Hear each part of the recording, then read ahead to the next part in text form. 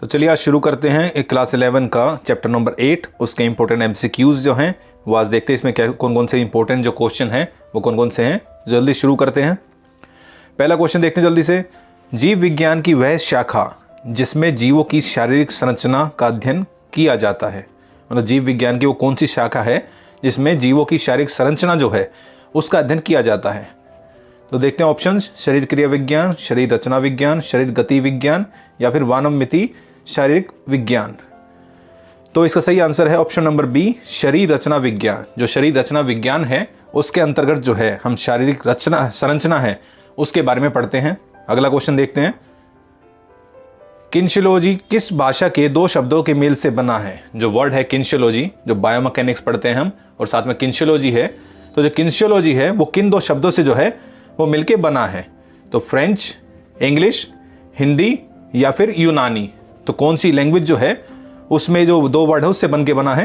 तो ये सही आंसर है ऑप्शन नंबर डी, यूनानी जो लैंग्वेज है उसमें किन्शियोलॉजी जो वर्ड है वो दो वर्डों का मेल है, तो उससे बन के जो है ये यूनानी जो लैंग्वेज है उसमें इसको बनाया गया है।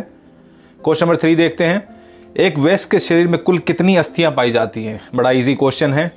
206, 306, 207, 213। तो ये आंसर लगभग सभी को पता है कि हमारी जो शरीर है उसमें कितनी हड्डियां होती हैं। तो ये सही आंसर ऑप्शन नंबर ए, 206।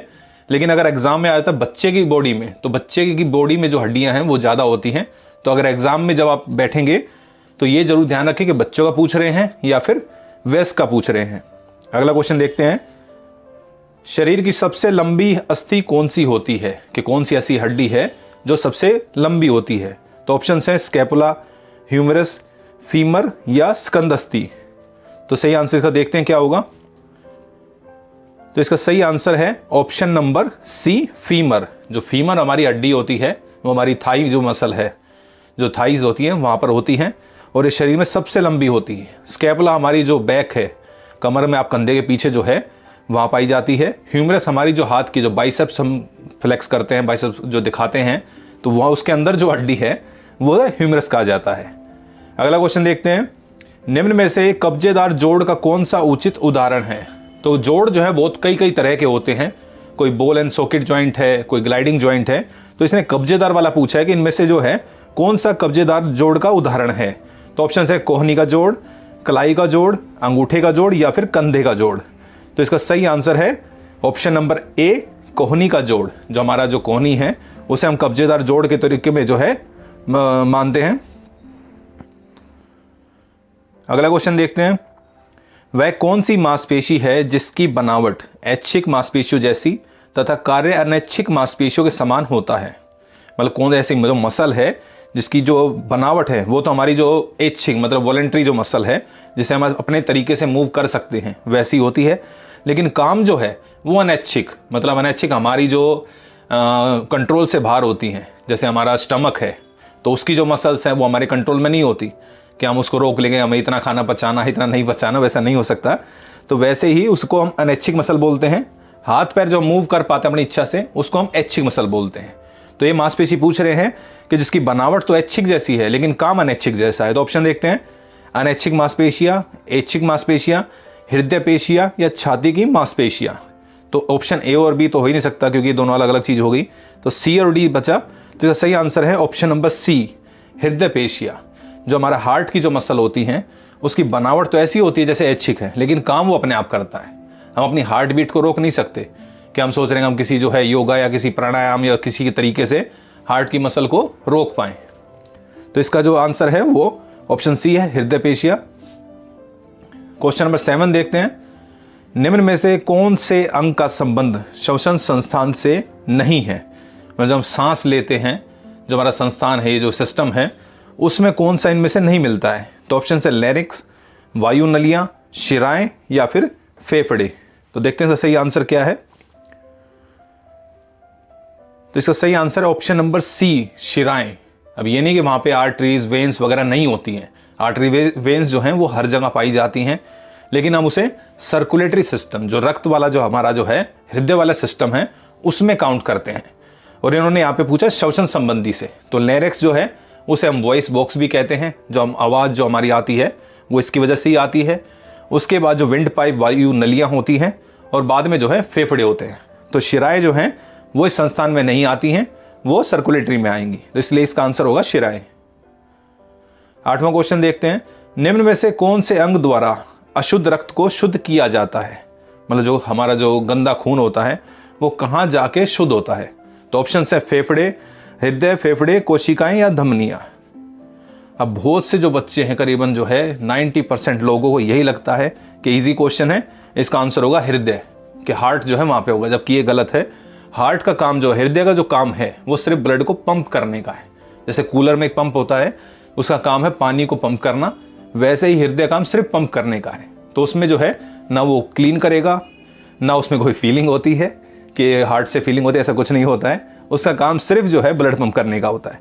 दूसरा फेफड़े है, फेफड़े का जो काम है वही असली काम है, जो हमारी जो अशुद्ध रक्त है उसको शुद्ध करने का। जो ब्लड है वो हमारा हार्ट से जाएगा फेफड़ों में, वहाँ पे वो शुद्ध होता है, बाद में दोबारा हार्ट के अंदर आता है और उसके बाद पूरी बॉडी में सर्कुलेट होता है। तो इसलिए इसका आंसर होगा ऑप्शन नंबर बी, फेफड़े। क्वेश्चन नंबर 9 देखते हैं, कोमल अंगों को सुरक्षा पहुंचाना किसका कार्य होता है? जो हमारे शरीर के जो अंग होते हैं, जो कोमल अंग हैं, जो इंटरनल हमारे ऑर्गन्स हैं, तो उनको सुरक्षा कौन देता है? श्वसन तंत्र, मांसपेशीय तंत्र, कंकाल तंत्र या फिर रक्त परिसंचरण तंत्र। तो इनमें से कौन सा तंत्र है जो इनको सुरक्षा देगा? तो इसका सही आंसर ऑप्शन नंबर सी, कंकाल तंत्र।